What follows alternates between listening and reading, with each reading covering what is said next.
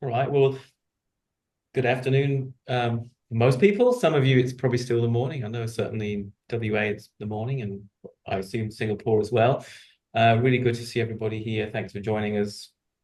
As I mentioned just before, for those who are already here, I'll just repeat myself as usual.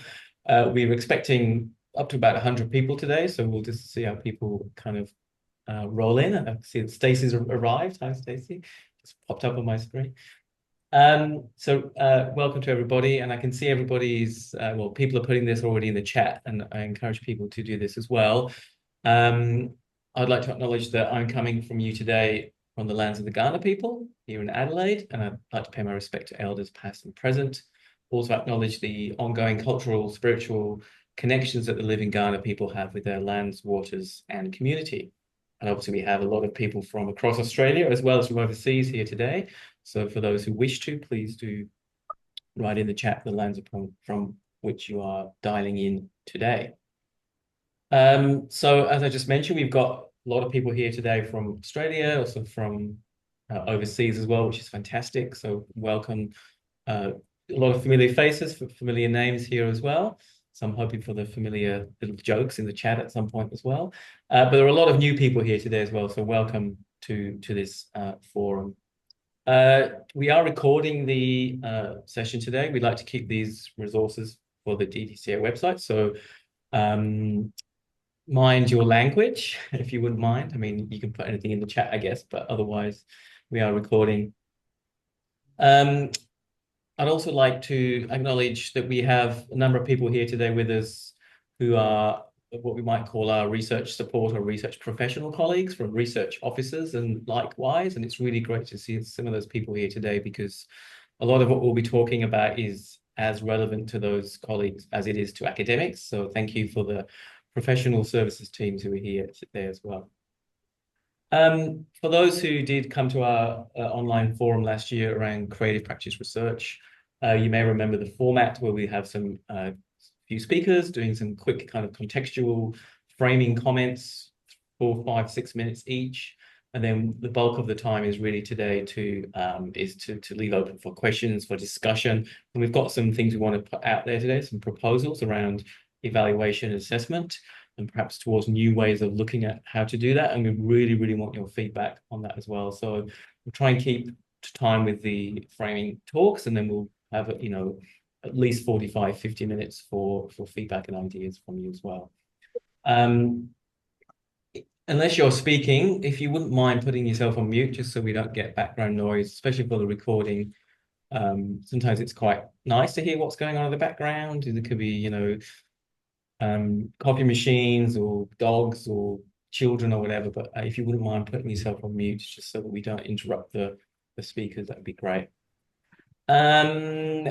When we do get to the questions, which will be after the framing talks, we'd appreciate being quite to the point and brief, just so we can get as many questions and feedback ideas as possible during the forum. So obviously you can use the chat for questions and we'll monitor chat, but we'd also really love to hear from you as well and or see you. So if you're willing to speak at the end, please do that. Now, for those who are not familiar with the DDCA, which is the Australian Council of Deans and Directors of Creative Arts, the DDCA, we're the National Council representing creative arts, education and research in Australia. And increasingly, we're making some really great connections with colleagues in New Zealand, which is fantastic. So we're looking to kind of work together in that space. We spent the last couple of years developing a new strategic plan to broaden our remit and deepen our impact across the sector, the creative arts. And this includes being advocates for creative practice research and the value of non-traditional research outputs, or however else we might want to talk about those outputs, non-traditional being contentious in many ways. And this is the focus of our forum today. And particularly, as I mentioned before, the notion of looking towards an improved way of evaluating creative practice research outputs and or processes, something we can promote as best practice for our disciplines, and which we hope might influence the sector. And as we'll hear today from our various speakers, and hopefully the questions and discussion as well, we really want to kind of make some ground and move forward and find some new ways of proposing new models, new methods, methodologies finding the people to help us kind of to make that traction. Obviously there's a lot of discourse, there's a lot of talk. We want to kind of try and push things forward. For those who don't know me, I'm Craig Batty. I work here at the University of South Australia / Adelaide University, which you've probably heard about. And I'm also here today in the capacity in my role as the president of the DDCA. So, without further ado, quickly also mention that we have a number of our DDCA executive board here today. So feel free to wave or put your thumbs up or a little fanfare or something just to identify yourselves. Or put something in the chat if you like. And we also have Ruth Fogarty, who's the DDCA executive officer, and also Smiljana Glisovic, who I will introduce now. I'll just ask people to put themselves on mute just for the speaker, if you don't mind. So Dr. Smiljana Glisovic, one-time creative practice researcher. Smiljana has been involved in developing reporting and assessment processes for creative practice research across various university settings in the past decade. And it's always a great pleasure to work with Smiljana. This is a third year in the role of editor of DDCA's publication, Creative Matters. I'm going to hand over to Mina for some framing comments. Thanks, Craig. And thank you so much to everyone that has turned up today. Today is kind of a continuation from last year's forum, but really the conversation has been happening for as long as we've had creative practice research in the university, even before the first era. So the earliest literature was flagging that evaluation was going to be tricky terrain to navigate. So it's been a long conversation, but after last year's forum, it became really clear that we were ready to move the conversation forward and change how we were doing things. Because there's a big gap really between the literature that's accumulated over the last 20 or 30 years and also the experience and knowledge in this room, and the growth and development of the disciplines and the kind of our understanding of this figure, the creative practice researcher. So that and the frameworks that are used to evaluate the work that's really being done. So we need to bridge that gap a little bit, and that's why you're all here today. We're optimistic that we can come up with ways of doing things that don't feel just like an administrative drain and like we're justifying the work or defending the work, but that we imagine a process that's valuable to do, finding ways to present the work in such a way that more than just a small assessment panel engages with it. So that it's part of disseminating the work and a continued engagement with it. And that then enables more nuanced assessment. So it's a kind of shift from a task that's simply servicing an external agenda and us working to acquire certain points and towards an activity that's valuable to do for the research and for the discipline, which happens to also be a good way for assessors to engage with it and evaluate the work. And, maybe something like, I'm thinking of the research repository at JAR, something that's specific to the type of work that we do. But also, the framework isn't everything. So the work that we do will always exceed a framework.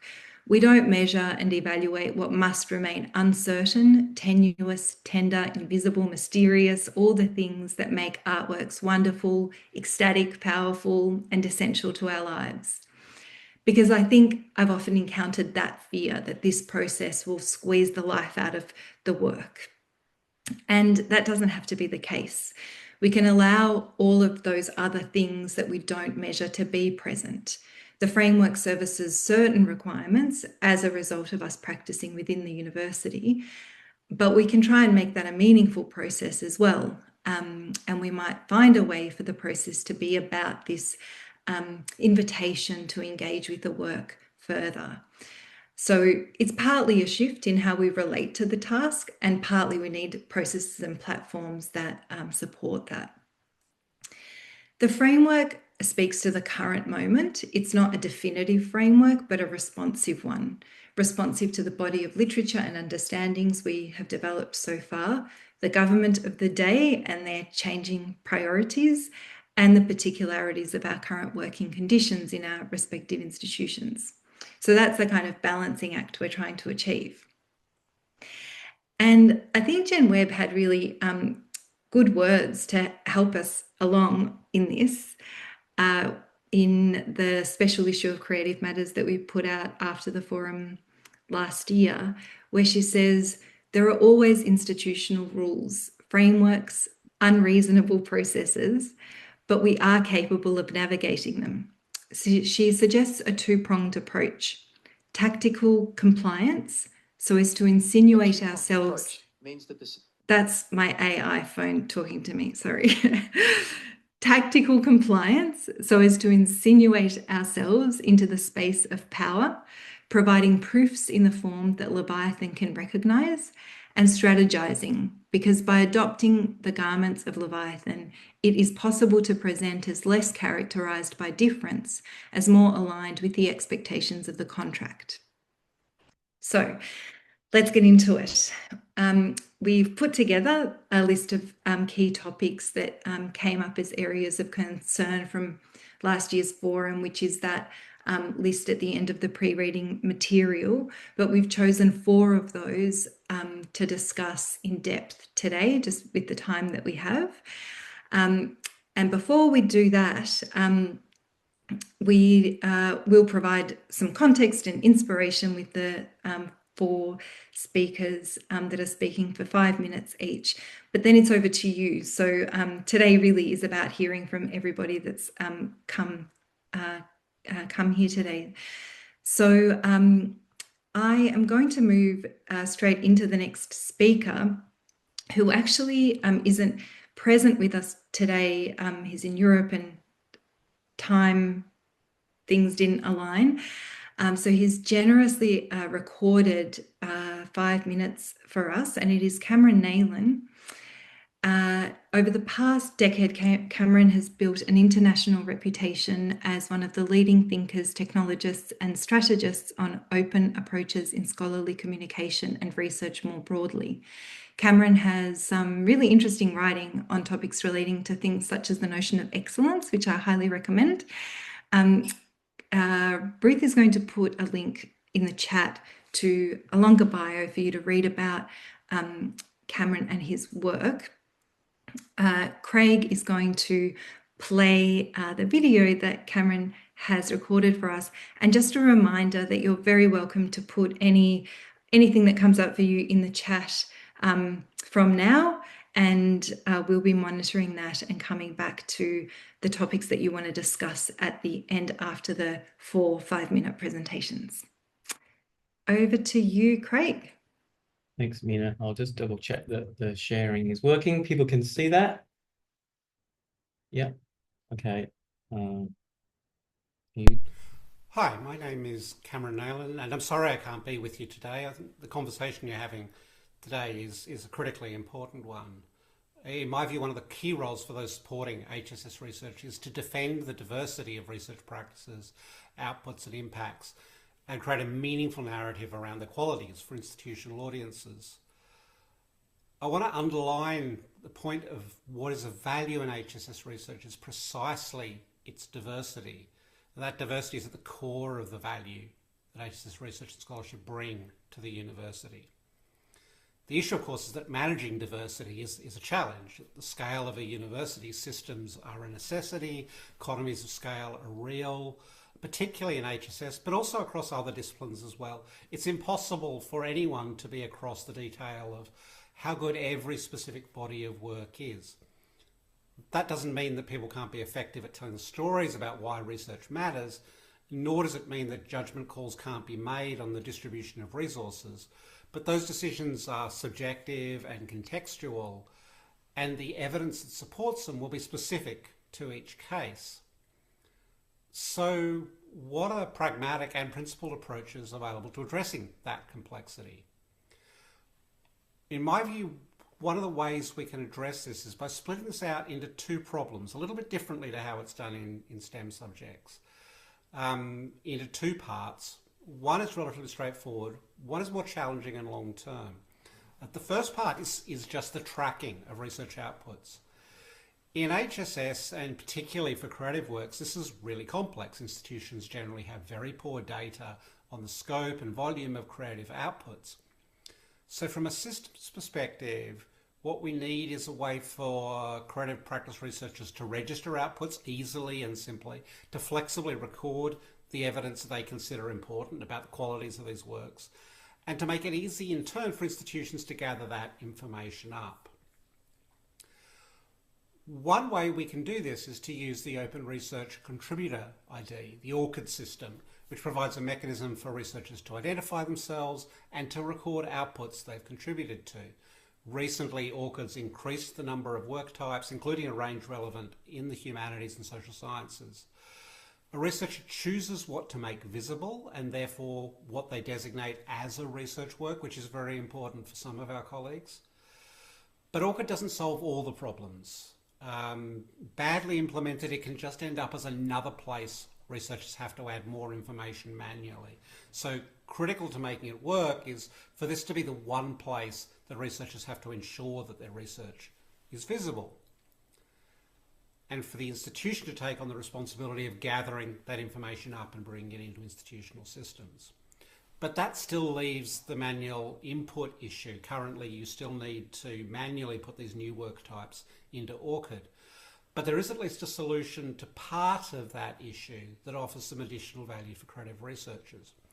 Zenodo is a large-scale repository. It's managed by CERN, and yes, that's the particle accelerator in Switzerland, CERN, that offers a place where anyone can deposit research outputs. It provides a platform which is safe and publicly accessible, where researchers can showcase their work. It actually also allows for dark deposit, so for those researchers who need a record of depositing, but need to restrict access to their work, whether that's for artistic, ethical, or commercial reasons. Most importantly, by minting DataCite DOIs, Zenodo makes it possible for that information that's been put into Zenodo to flow automatically through to ORCID. So it becomes one place to put the information by the researcher, which then flows through into other systems with ORCID as a hub. The flexibility of Zenodo as a repository also helps us to address, if not solve, the second part of the problem. How do we gather evidence that we can use to talk about the qualities of research outputs while not reducing those qualities and the complexity of it to a single dimension? The evidence of those qualities is diverse, but researchers know what's important about that work. We can articulate its value, and we can even compare how disparate research projects and outputs achieve specific goals. It just means that in the best tradition of HSS scholarship, that evidence that we need is contextual. And Zenodo can help here because it creates packages of work. Researchers can bundle up the work itself with evidence of its value and impact. This will start unstructured, but over time there's the potential to think about developing standards and systems along with communities, along with specific research communities, to articulate how particular pieces of research perform and what values and qualities they bring. This workflow places researchers in control. It gives them the flexibility they need to provide access and to evidence the value of their work, and it always allows for the flexibility of a narrative statement. But perhaps best of all, this is an area where the humanities and social sciences can lead. It solves a problem by putting researchers in control while supporting institutional needs. It helps to simplify monitoring while reducing the burden and the number of times a researcher has to record their work. It helps us to tell better stories, and the sciences need this as much as the humanities do.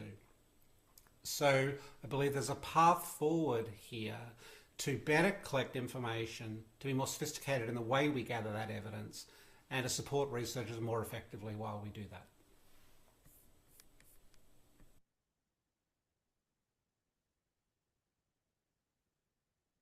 That was Cameron. Thank you to him for taking the time to do that video for us whilst he's currently in Europe.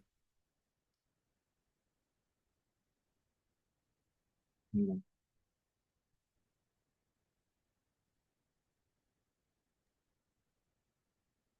Okay, so our next speaker for today is Professor Samantha Bennett. Samantha is Deputy Head of School in the School of Music and Associate Dean Higher Degree Research at ANU. Her research interests bridge music and science and technology studies and focus on sound recording, music production, music technologies, and the analysis of technology and process in recorded popular music.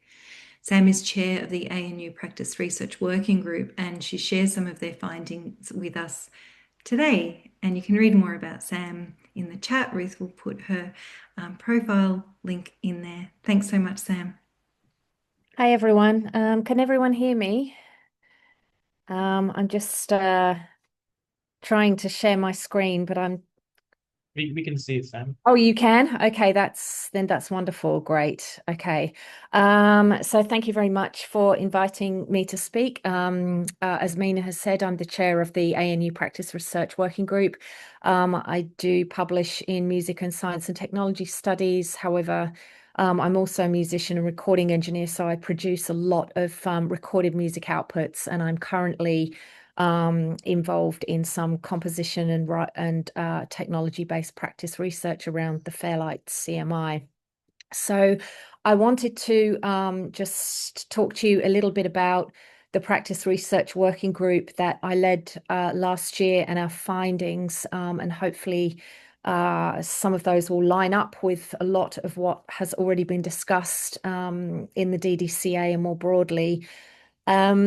Our membership of this working group, there were around 12 people, all involved in practice research, but our working group went beyond the creative arts. So while most of us were from School of Music, School of Art and Design, we also had colleagues from the College of Law, College of Science, and College of Systems and Society, which is formerly engineering, and two Indigenous colleagues, one of which Professor Chris Sainsbury will speak in a minute, all of whom undertake some form of practice research.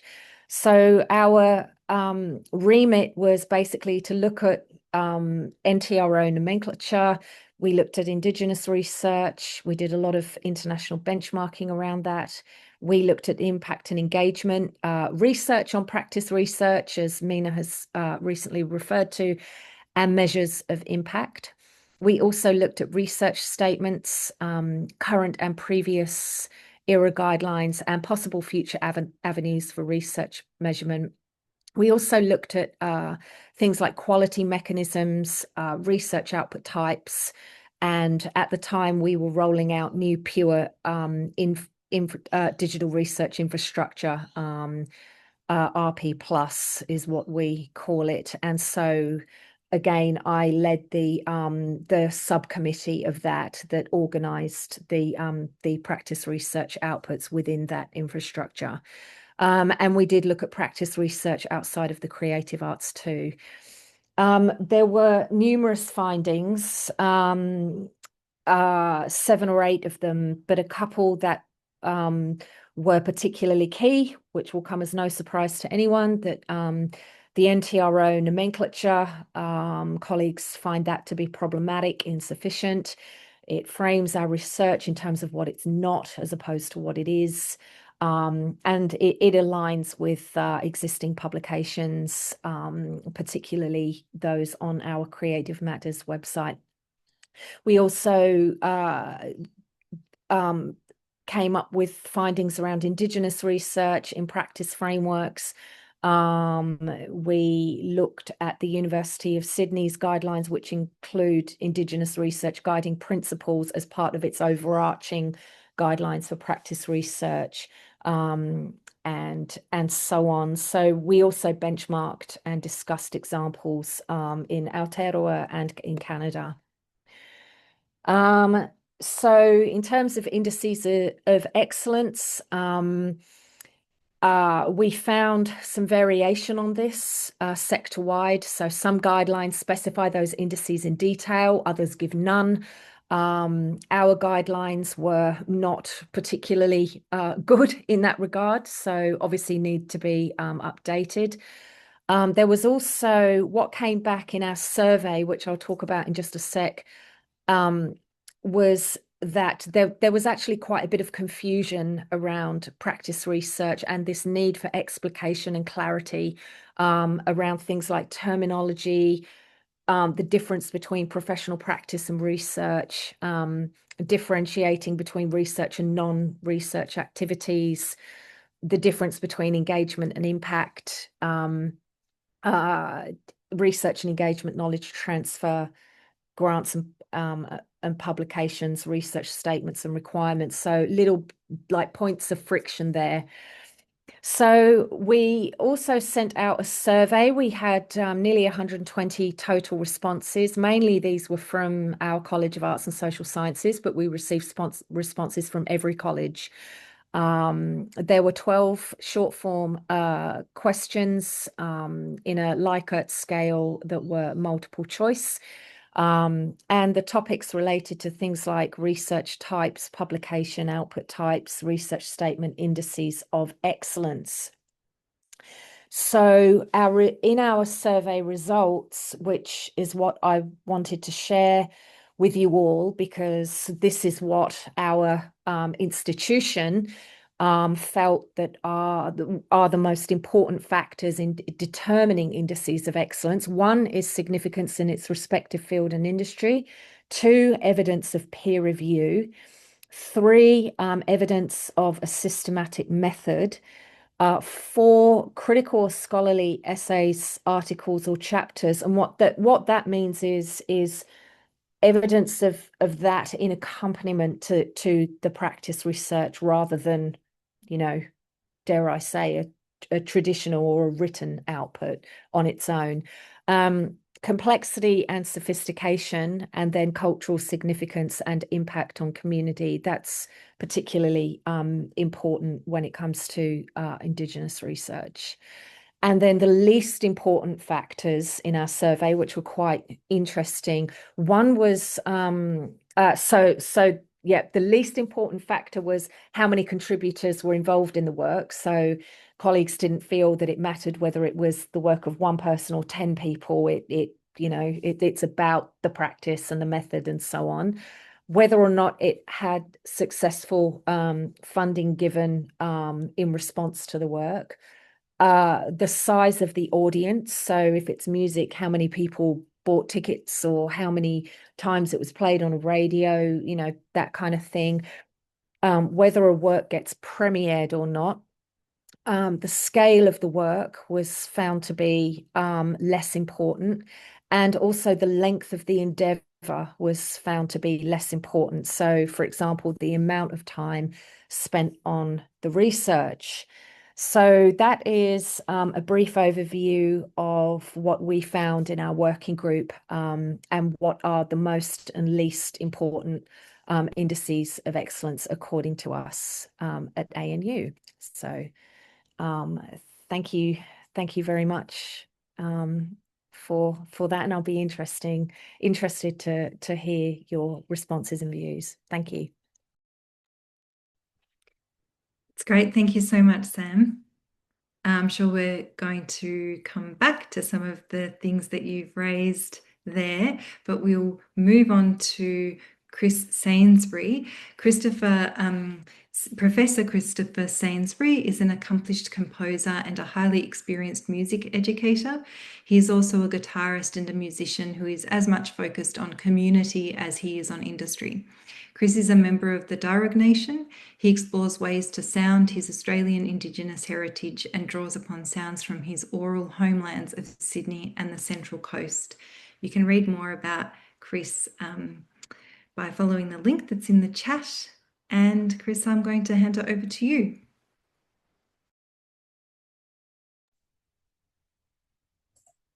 Hi, you can hear me? Yep, great. Okay. Thanks for that introduction. So I wanted to talk about some of the themes that Aboriginal and Torres Strait Islander composers are exploring in their music compositions. and specifically these language reclamation, relationship to land history since 1788, specific injustices, certain instances, family and clan stories, simple expressions of nature, and even music for its own sake. That brings me to my own work, which I can speak about with a little bit more authority. So I explore similar themes in an opera called The Visitors, which was commissioned by Victorian Opera Company 2023. And it's an opera based on the play of the same name by Jane Harrison.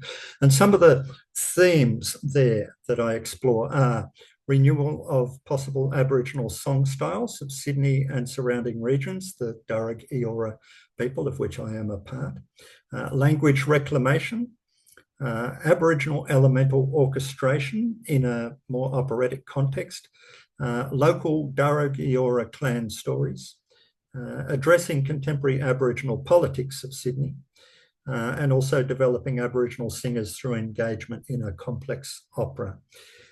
In The Visitors, the opera, I apply a methodology that articulates and goes some way to define contemporary First Nations music composition by melding cultural expressions from my own heritage, the people of Sydney and the Blue Mountains region, with the tools of the modern composer. For example, I employ First Nations music phraseology, utilising limited contour melodies, chant-like phrases, repetitive phrases, and syllabic word settings. I employ inherent rhythm and lyricism of local Sydney Darug language within some of the melodic context. I embed blackfella humour, a cultural traditional expression, in some of the melodies. I feature the unison voice, which is a bit of a radical move for opera, but simple and essential in terms of an Aboriginal contribution in an operatic sense. And I embed the politics of contemporary Aboriginal Sydney in the work to some degree.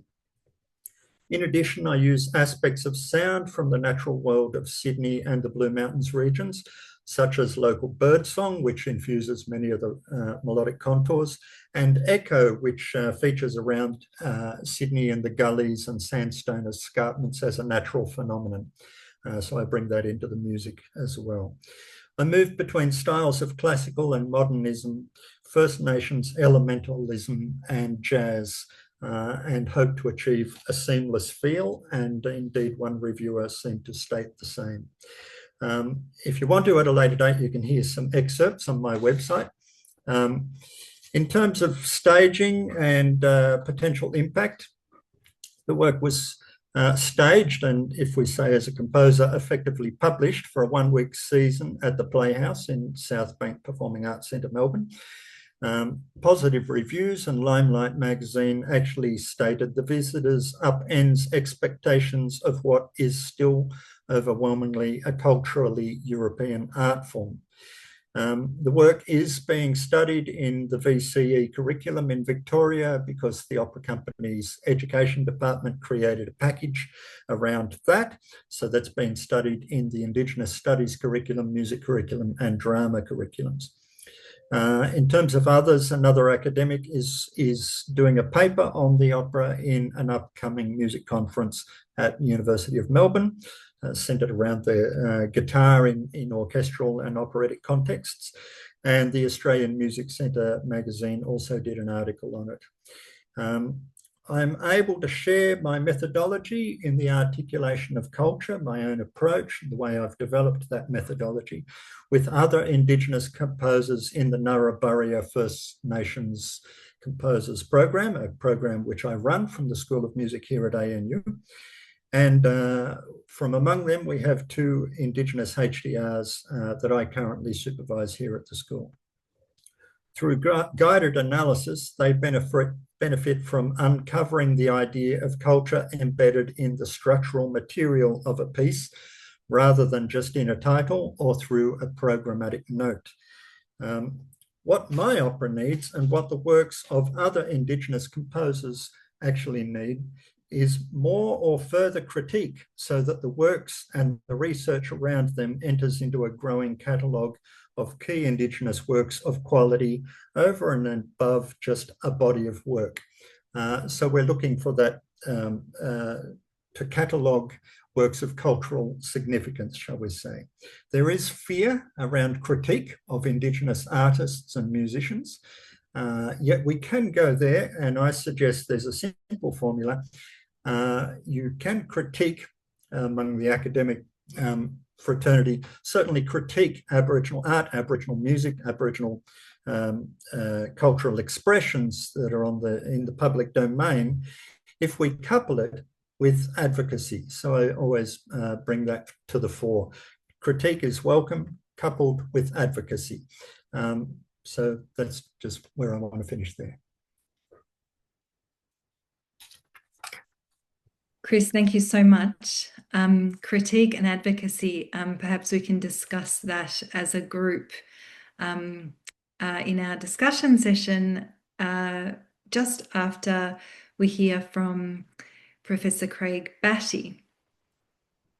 I will introduce him, even though you know who he is, but Professor Craig Batty is Pro-Vice-Chancellor of the College of Creative Arts, Design and Humanities at the New Adelaide University. He is the author, co-author and editor of 15 books on screenwriting, creative practice research and the Creative Doctorate, as well as a range of scholarly articles on these topics. Craig is the current president of the DDCA, and you can read more about him following the link that's in the chat. And Craig, over to you. Thanks, Mina. And the idea of advocacy is really pertinent here because this is partly what I'll be talking about in this little section, which is around, I'm framing it as strategic leadership for influence and for legacy. And I think for those of you who know me, I often like a bit of a call to arms, and this is kind of one of those. So please bear with me and feel free to write in the chat anything that chimes with you. So if we want to move forward to really initiate change for the benefit of all of us and those to come after us as well, we need to take action. So this forum with its planned outcomes, which we'll come to later, is one step towards this change, this initiating action change. But what we need to do collectively is really commit to actions, whether they be responses to policy, initiating meetings with key stakeholders, publishing our ideas and models so they get seen by various people. And obviously people do look, when they're creating policy, setting policy changes, they do look to literature to see who's written about these things. Or whether it's things like, for example, getting together the university's Deputy Vice-Chancellor research group across the country and beyond in a room together to talk about our ideas, our proposals, our models. Easier said than done, but I do think we need to kind of push forward by doing these kinds of things. We need to take action. Now, one issue in doing this, of course, noting the support from the DDCA, which we can offer to people who are willing to have a go at this, is having the right people to do this work, the people who are really interested enough to do this kind of work, which would often mean stepping out of the individual discipline to which you belong, quite frankly, but also stepping out potentially of your own research projects to some extent. And it is a fine balance trying to do the stuff that you really love and passionate about, but also doing things for others and through things like the DDCA, trying to initiate change sector-wide. And that's not for everybody. But I feel like that is something we need to address and hopefully get people on board with. Really looking for people to kind of, take on the mantle, as it were, and be an advocate, to reiterate what Chris said there, in and for the field.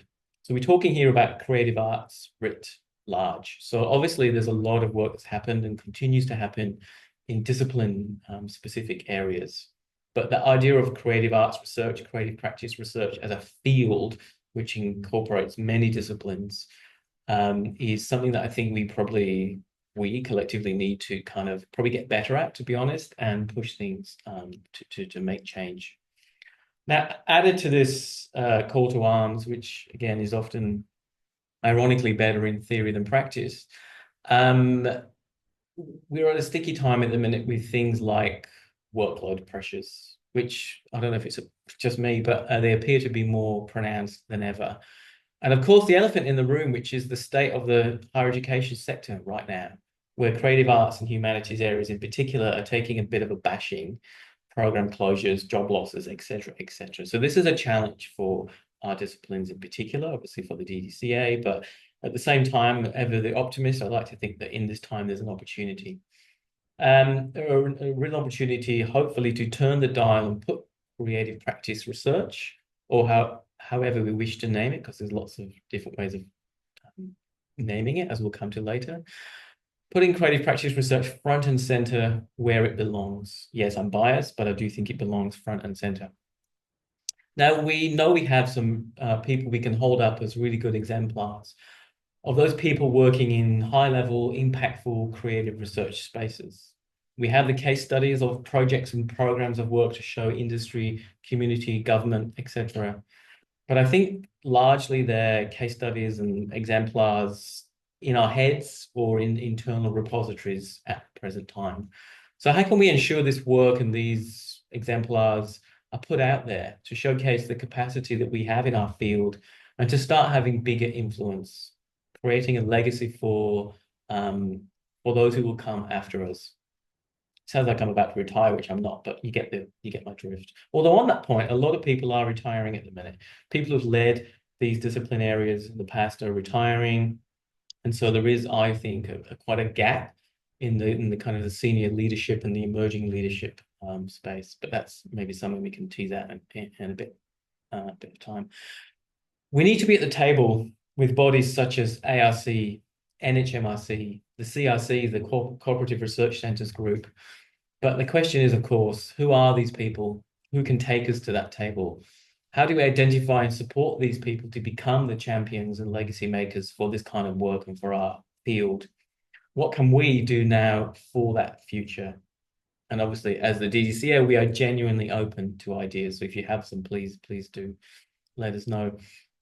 Now, one small but hopefully important step that we're currently working on, more details to come later, is creating a large showcase event, a festival, in fact, that will bring together people across disciplines and sectors to show what creative practice can do for society, culture, the environment, etc.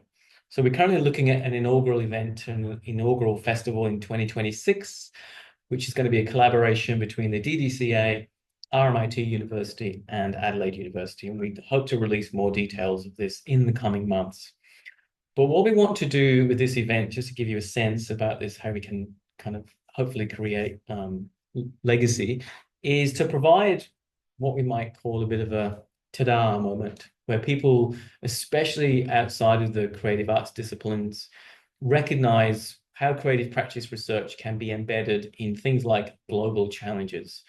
For example, NHMRC, CRCs, how can we really be at the table with those multi-million-dollar bids, for example, and also how we can really scale up creative practice research for excellence and impact. So we're going to be looking at finding examples and case studies, showcasing works to kind of try and represent this work, in particular for the non-creative people, so we can then get that bigger buy-in, as it were. As they say, seeing is believing. So what we want to showcase in this festival is that very work. Some of it might be live. We might kind of live perform or live embody this kind of work in the moment so people can see it happening and really feel what creative methods and practices can bring to maybe outside research questions, outside of the discipline research questions. And ideally, again, we've all got examples of this happening, but at scale, thinking about how we can understand how industry partners, government, community can see creative methods, creative practices has been a really core part of their everyday business in terms of research. So it becomes of course, we go and invite creative researchers to be part of this project. We couldn't do it without them. So we kind of looking to kind of get some of that work going to build the leadership and also to try to create some legacy for our disciplines. We want for these non-creative people who would start seeing this work and understanding what it is and what it does and its potential, we want the penny to drop, followed quickly by the $1 million grant, of course. So in short, what I'm calling here for is leadership to build legacy. Let's stop talking, especially me, and let's start doing. Let's transition from what is often a deficit discourse still, sadly, to more proactive interventions to really showcase the potential power, impact of creative practice research. Thank you. Thanks, Craig. So now we move on to the part that is going to invite everybody else in the room to contribute. We're going to be more or less following the document that Ruth has shared, the key discussion points. The first point on that document is about the nomenclature, which I feel like we've been circling this for a very long time, and I feel like there's a bit of a consensus in the room that we want to get rid of NTRO. And there are some suggestions about alternative titles like the Creative Arts Research Outputs at ECU and Creative Works, which I think maybe some other universities are using. The other part of this conversation is, whether it's creative practice or really just practice, as Sam mentioned. So, I mean, given that we're creative practice researchers in the room, maybe we start with that, but that's something else to, that's part of the conversation. So down the bottom, you can see maybe some discussion points that can lead this conversation today. Craig, I'm going to hand over to you to moderate this part. Thank you. Okay, look, we're open to questions, comments, obviously the nomenclature topic, which Mina just mentioned there, but also if there's anything else that you wanted to say from the presentations, we've got time, so please raise your real or digital hand. Andrew Cousins, yes, great. Hi, as it's one of the discussion points, I thought I'd throw my 2 cents in around the question of like creative and kind of other disciplines, because I recognize that we're all, creative practice researchers, but I feel like, linking in with Craig's point about kind of the strategy and, thinking about how to get to be part of the conversation with the kind of institutions, I think it needs to be thought of as not a discipline specific set of things, but it really needs to be like, it needs to sit alongside journal articles and books, and not be something that is only seen as relevant to a particular discipline. So I think that actually needs to be part of the conversation from the beginning, and it needs to be really clear that this is not a conversation.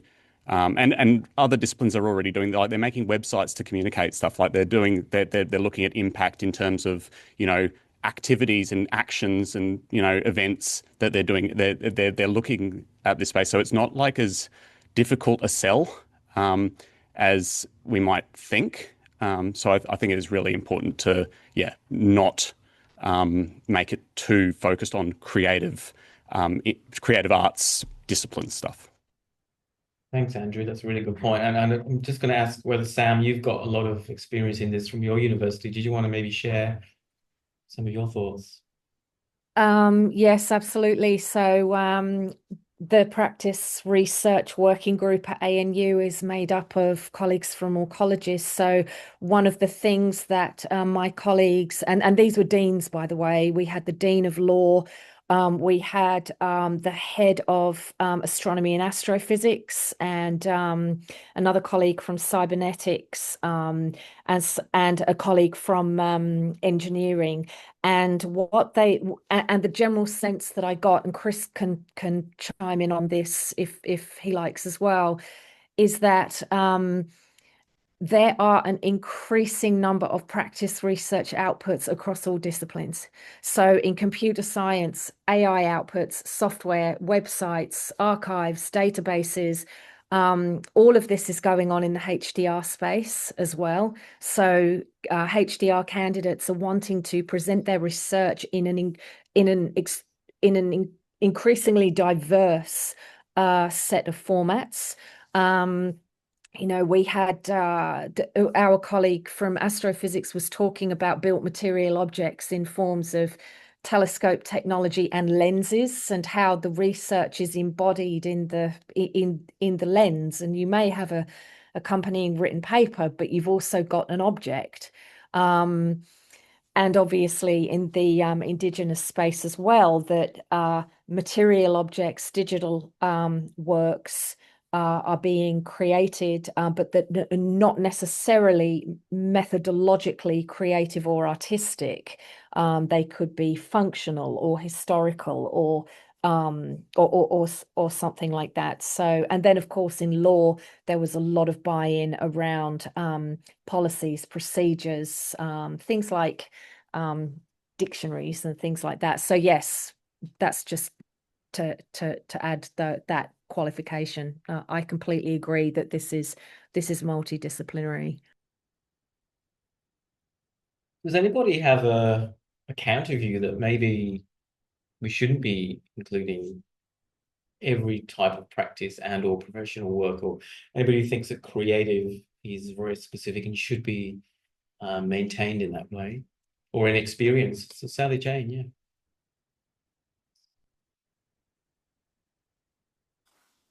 Yeah, kia ora. It's not a counter view, actually. Sorry, Craig.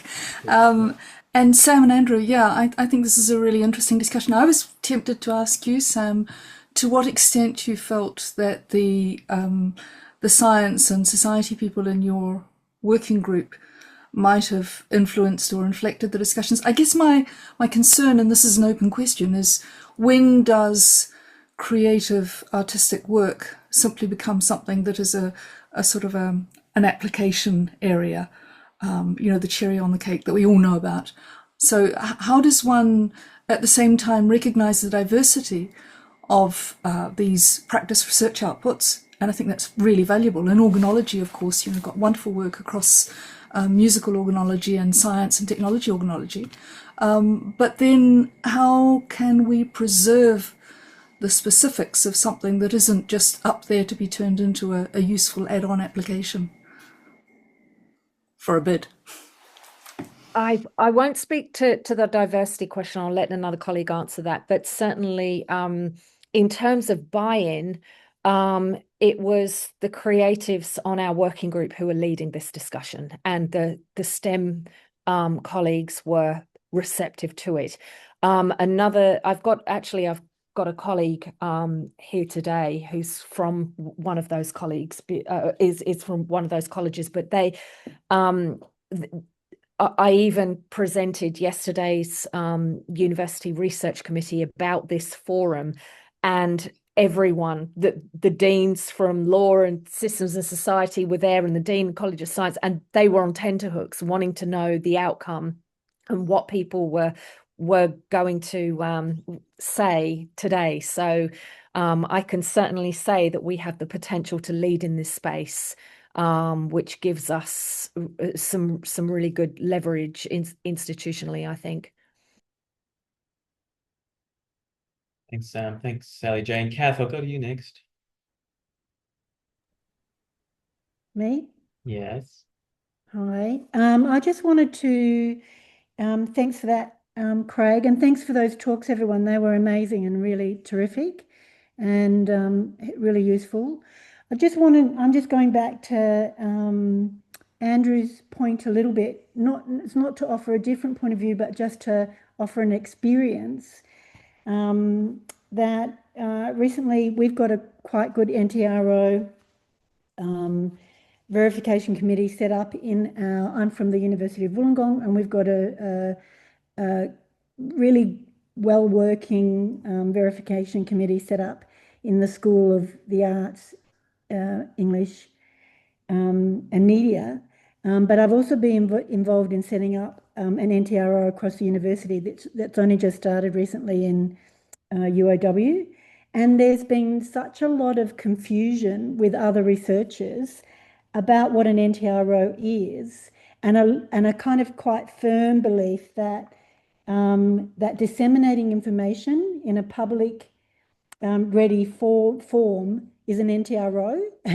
And, just sort of ideas that, if you set up a website, that is an NTRO, that it just the setting up of the website. So there's sort of a confusion that the form is an NTRO, instead of the idea that creative practice is a method and a methodology, and it has to create new knowledge.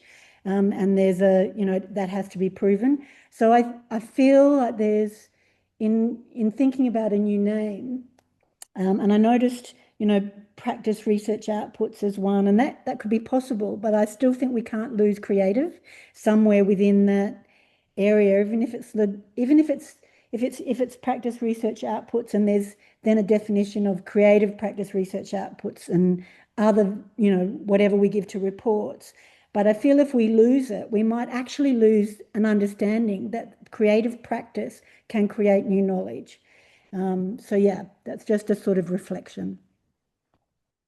Well, thanks, Kath. That's really good. And there's a kind of a connection here with Danny's point about, we spent all that time talking about the output, or in your case, that someone's, I don't know, input, throughput, the website, whatever it is. But maybe this idea of contributions to knowledge and understanding. So obviously we know that that's what the criteria is, but the fact that we called it output, is that somehow taking us down a different path? Whereas if we were looking at what is the contribution to knowledge and understanding, a slightly broader question that might then allow us to think about describing what those outputs are. And I think that's a really, really interesting point. Thanks for that, Danny.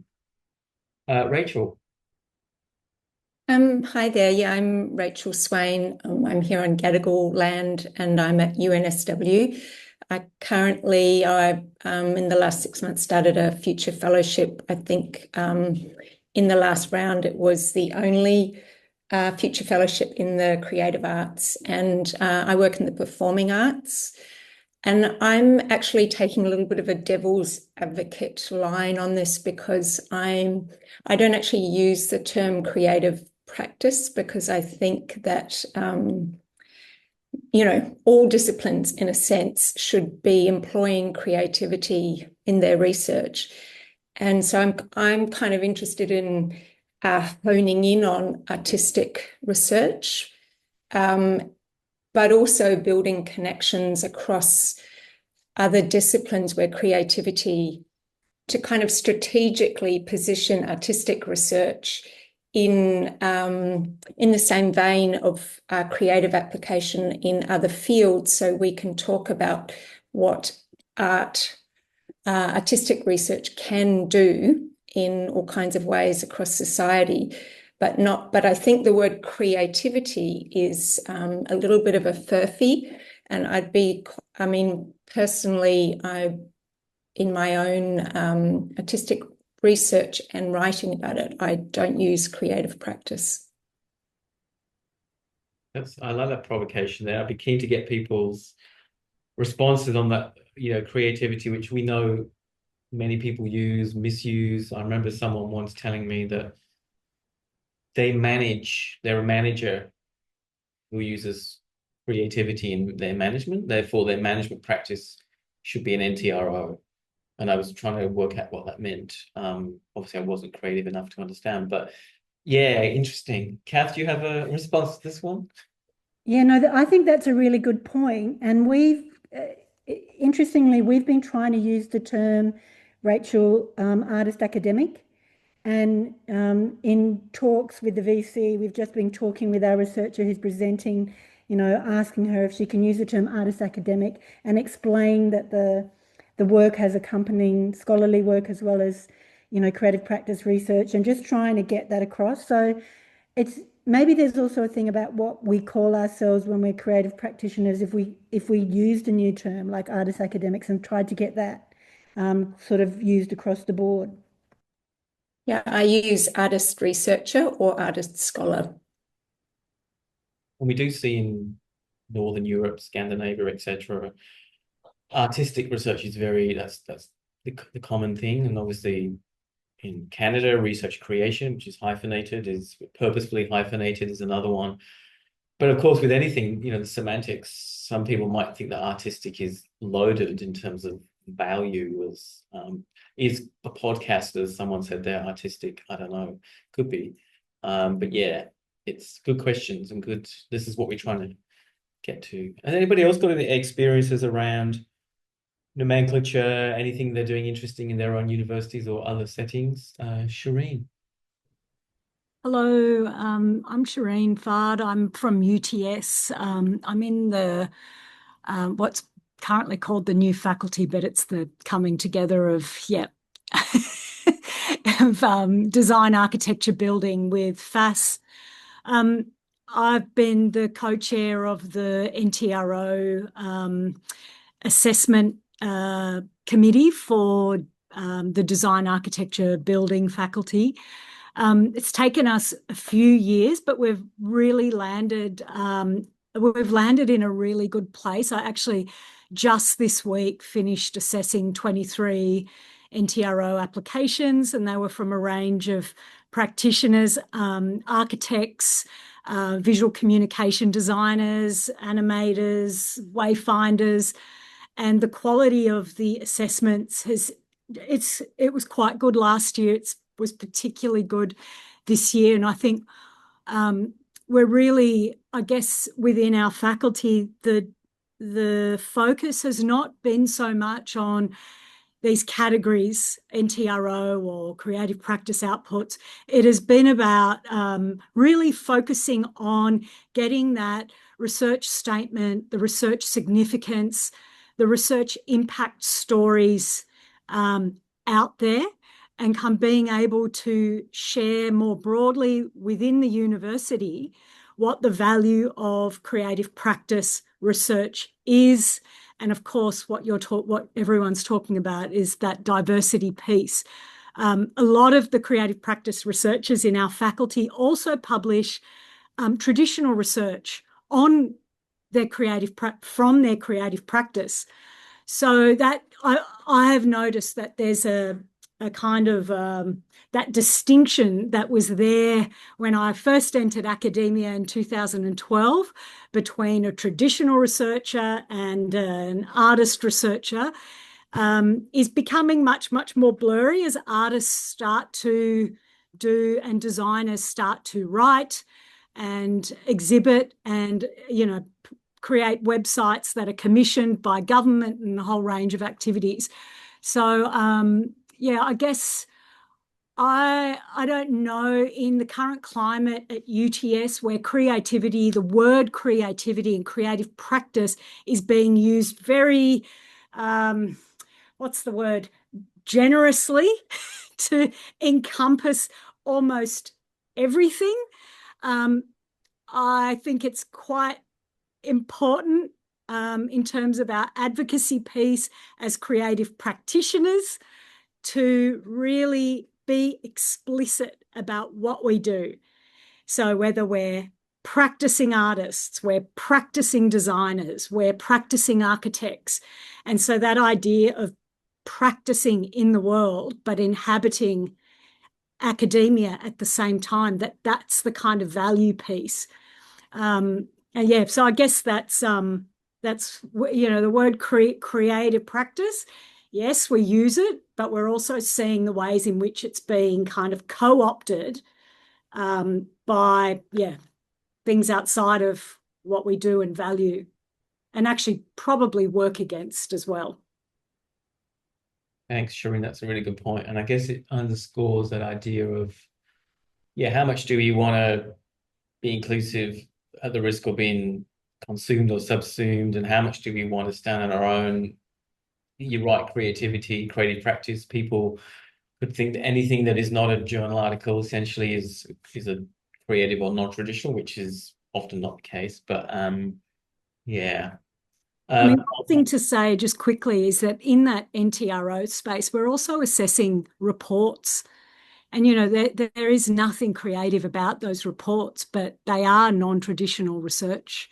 So, you know, it's kind of, we've spent a long time really pulling apart NTRO from creative practice and trying to understand them as being, one's a reporting mechanism and the other is a way of, you know, undertaking research. And yeah. Now, just before I go to Veronica, I'll just quickly pick up on that and just looking at one of the comments in there from Stacey Taylor about methodology. I think you said that, you know, commission reports, NTROs are not traditional research, but actually most of the research that is in a report actually is traditional. It's the methodology is pretty much the same as what it would be in something else. It's just that the output type is different. So do we, again, to Danny's point as well, are we thinking about output here?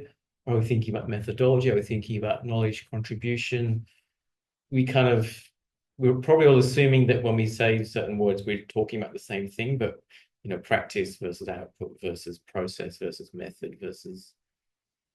And on that note, I'll just go to Veronica Kelly.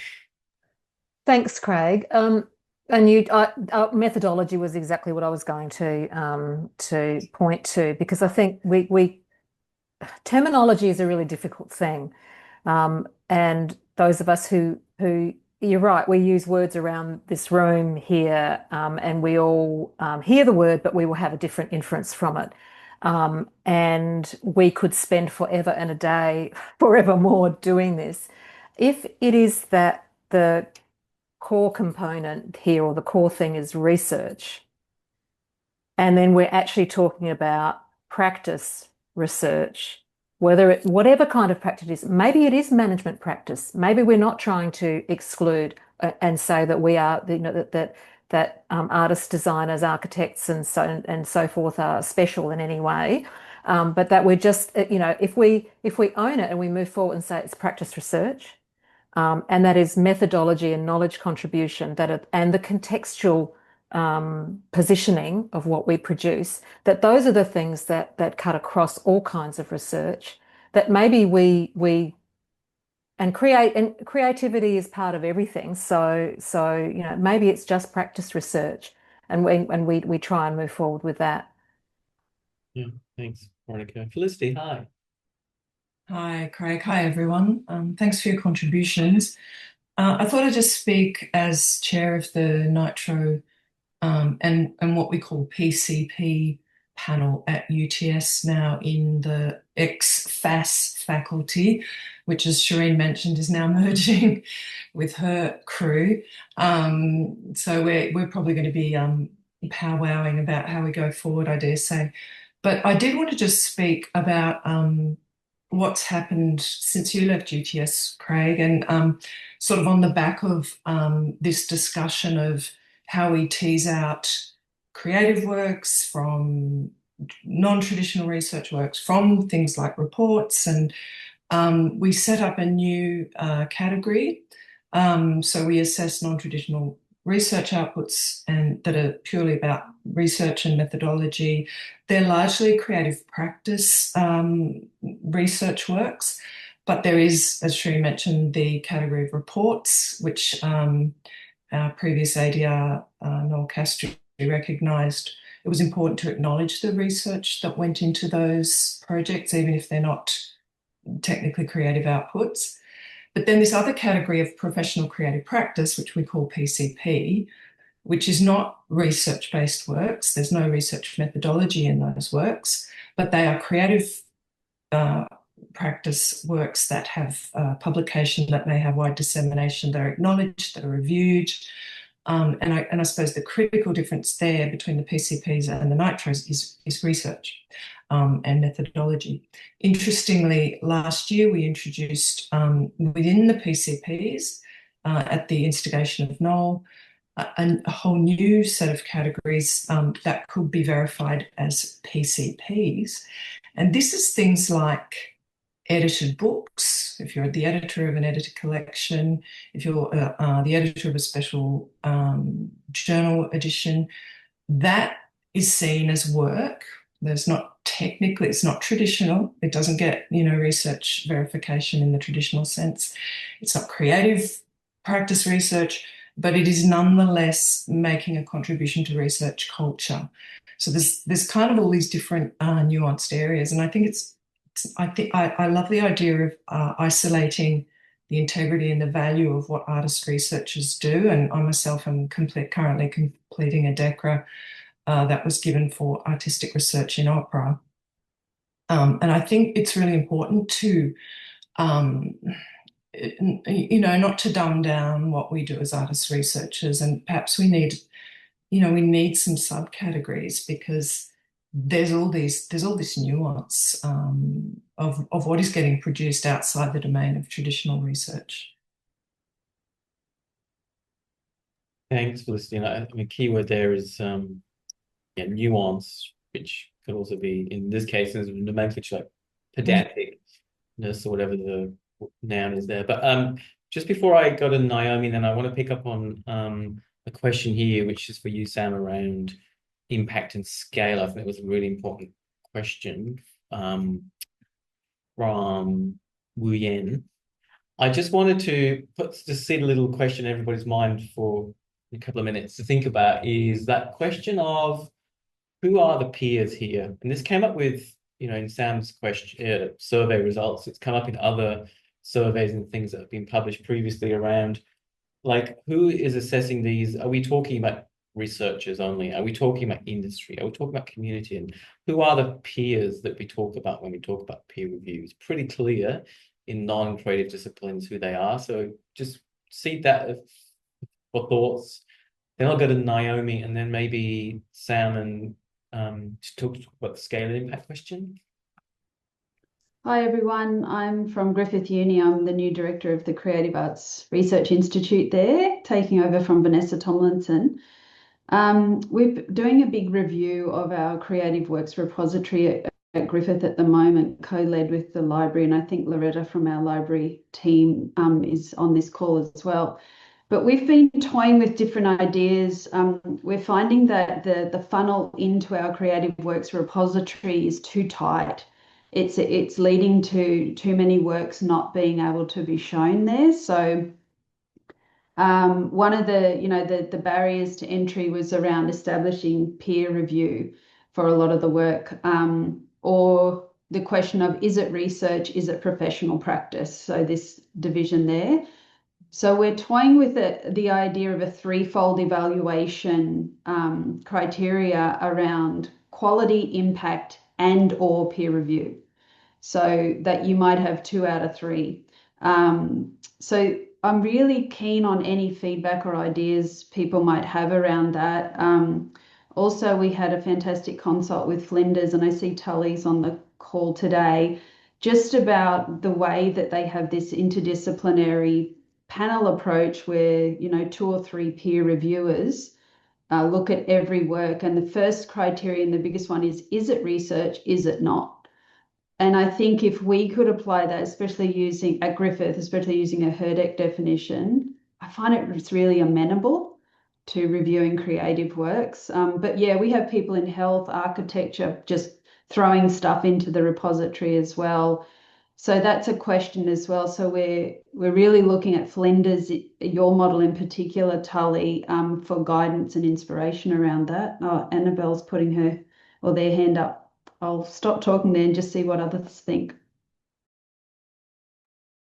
Right. Annabelle, do you want to respond? Any quick responses, and we'll go to... Actually, I'm on a tangent, so come back to me. Okay.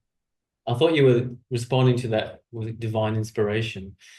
Actually, oh no, I haven't had one of those for a while. But I couldn't find the place to put my hand up. That's why I was putting my hand up. But it's done it automatically now with the AI. Oh, any quick responses then around Naomi's question there? Was it quality, impact, and or peer review? I mean, how do people see the relationship between those? Can we do and or is it got to be all 3, or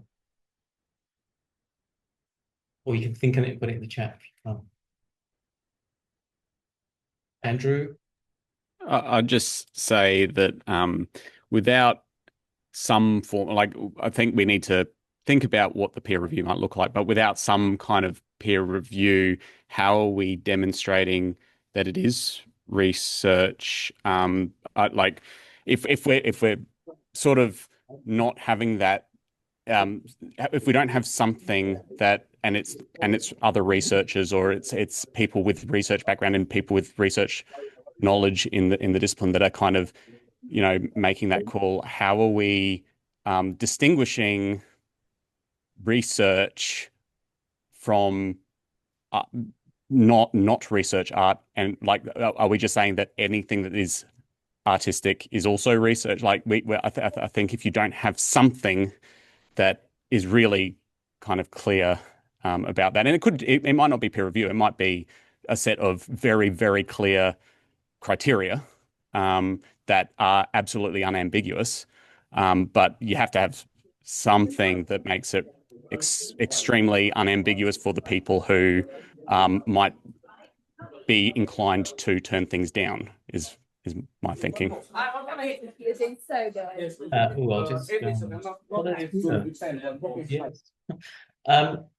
Tully, do you want to respond as you were referred to, and then we'll go to scale impact, Sam and Mina, and then maybe Annabelle? Yeah, thanks. Just very quickly, I want to say that, we've done a lot of work on our, what we call Nitro Committee at Flinders, led by Sarah Peters. And we have found a lot of benefit in including the people from beyond creative practice research on that committee. Archaeologists, for example, have been really strong supporters in our group, and that's been very useful. But I think going back to one of the provocations you raised before, Craig, it's a question of, do we work, we've tried for a long time to work with our colleagues beyond the creative arts to make this non-creative practice specific. Is it time, as some of the suggestions are there, to to really emphasize the specialness of the creative arts without attracting some of the ire that raises, but also not to say that our excellent process, which has been going for several years and is quite robust, has avoided big problems. One of them has been when the results of our Nitro Committee are entered into the system, we've found another layer of gatekeeping there that happens, where that I think is another piece of work that we need to do around communicating beyond our research deans, beyond our DVCR, right down to the level of the platforms. And so that's why I was really interested to hear people talking about their experience with Pure and other things,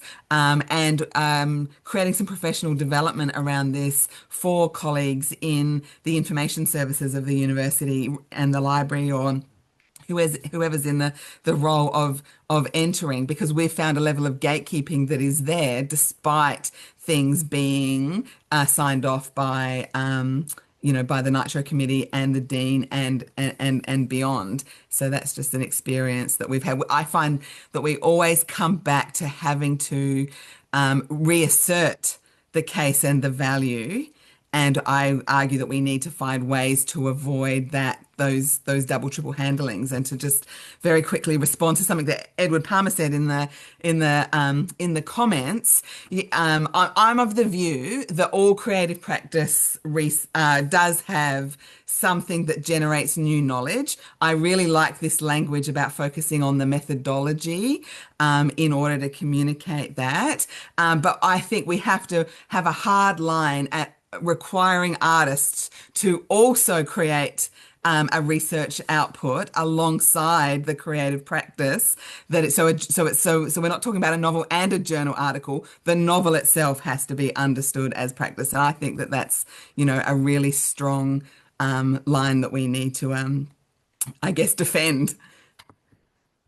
Thanks, Tully, and that kind of speaks to some of the things in the preparation document around. A bit like the ref, do we look at in the future towards a collection of works, more programmatic rather than individual outputs? Because then you can piece together things like traditional, in inverted commas, publications with non-traditional and engagement work, perhaps even workshops and like community work could be somehow. So that's just another thing to consider. I might just go to the scale and impact. We've only got about 8 minutes, but I just think, Sam, did you want to talk about the scale impact? And I know there was a couple of questions on that. Then we'll go to Annabelle, maybe Shireen, and then I think Mina wants to let you know what's going to happen next. Only that the in terms of scale and impact and our working group findings, we actually found that colleagues were not as focused on matters of scale, size, extent, those sorts of words that are used to describe, are we talking about a collection of symphonies, or are we talking about 1 3-minute composition? It's about the methods, it's about the execution of the research, it's about the engagement and the impact more than the size and the scope. So if you recall in my presentation, we looked at what came back in our survey as the most and least important factors of indices of excellence. Scope and scale was actually very low down on the list. So I also agree with some of what Craig has been talking about in framing our research more as sort of programs of research rather than, individual or portfolio outputs, which again have pros and cons. Impact is obviously different to scale. There was a question there. And impact is indifferent to engagement as well. So, I mean, modes of engagement and how we measure engagement is very different.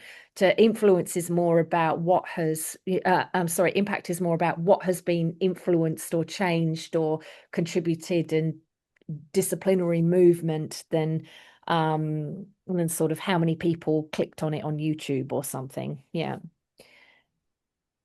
And, is there a case to be had for, in whatever future measurement methodology, to tie outputs/outcomes to career stage or relative to research opportunity? So we're at the minute, everyone's benchmarked or marked or assessed against the exact same expectations. So is there something there that could play out potentially?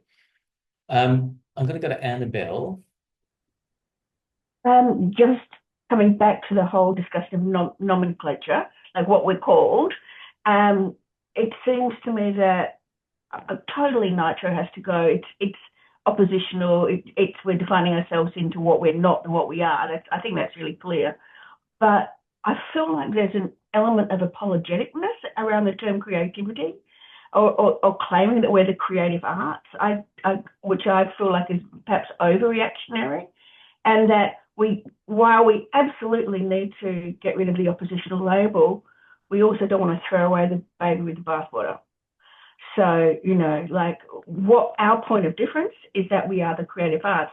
You wouldn't expect physics to call themselves practice research. You wouldn't expect maths to call themselves practice research, because that's getting rid of the core of what they are. Practice research is how we practice, not who we are. So that's me. Obviously, there's a danger as well with the word practice. It sounds like you're just like trying it out and you're not quite there yet as well, but maybe that's just me. Shireen, and then I might hand over to Mina to tell you about what we're going to do next, given we've kind of run out of time. Look, I just wanted to quickly add in terms of this, the question of whether it's, when is it an artwork or a professional practice? When is it research? In our faculty, we kind of resolved this question quite simply by, the academics have the agency to ask themselves before they decide to submit an NTRO whether there's a research question at the heart of the work. And that is a really genuine process that all of us go through, that we make very conscious decisions about whether something that we've exhibited, it might even be in an esteemed context, where we might say, actually, I'm not going to report that as an NTRO. I'm going to take that and keep that as part of my creative, outcomes, but it's not an output necessarily, because it's not, there isn't a research question at the heart of it. And then there's all the other metrics that we are asked to self-assess before it even gets to the peer panel, which is around that, peer review, equivalence, etc. So I feel like, at least from my experience the last 5 years, that the academics are doing a lot of that work, and that probably comes down to the fact that we don't have a punitive system. We have quite a generative and generous group of peers. We have quite a generative and generous research office within the faculty that has set up the guidelines in a way that are so transparent. That's really good to hear, because, yeah, not always the case. Yeah, I'm happy to share that with anyone who wants to know what's involved. Thanks, Shireen. Look, we're coming to time, so I'm going to hand over to Mina. We kind of didn't obviously get through a lot of what we were hoping, but we definitely got some follow-ups. The fire's burning, the engine is turning or spinning out of control, which is not a bad thing. So we want to leverage this energy, this optimism, and actually quite a lot of new voices, as it were, in this space. So we definitely want to take this further and forward for impact, obviously. Mina, are you happy to pull it together and synthesize? I don't know. I don't know if I can, but look, the plan was that we would pull all of this together and create a draft of recommendations on these 4 topics and send them around to you for final approval as recommendations to various bodies to implement. So I think I need some time to sit with what everyone has shared. And I think it's clear that we might not necessarily find consensus on every point, but that at least we understand the logic of how we got there and why we land on certain recommendations. And I think sharing in this way is important for that. And so we'll be in touch we'll put this together in a draft and be in touch with everyone and send it around. And if anyone wants to send thoughts that they didn't get to share today, please email me at the editor@ddca.edu.au email address. Is there anything else to say? We're planning another forum later in the year on research funding in the creative arts, which I think will also be important. So we'll come back to you on that in the next little while, but it'll probably be towards the end of the year. But we do think this is a really important one as well. Look, this has gone in some ways like better than we expected in terms of the will to try and do something here. So I think we'll think about next steps, but we definitely want to come up with things we can, as Mina says, put out there, push forward and propose. And before we know it, we might get what we consensually want. I think Ruth's putting some chat, we've got LinkedIn. Don't forget to join LinkedIn, Creative Matters, subscribe to our free publication, and we hope. And the DDCA awards are still open, by the way, for another 6 weeks. We've got 5 categories of excellence across teaching, research, First Nations, HDR, and creative arts generally. So please do consider yourselves or your colleagues to nominate for the DDCA awards. It's open till the end of July, I believe. Thank you so much for your time, energy,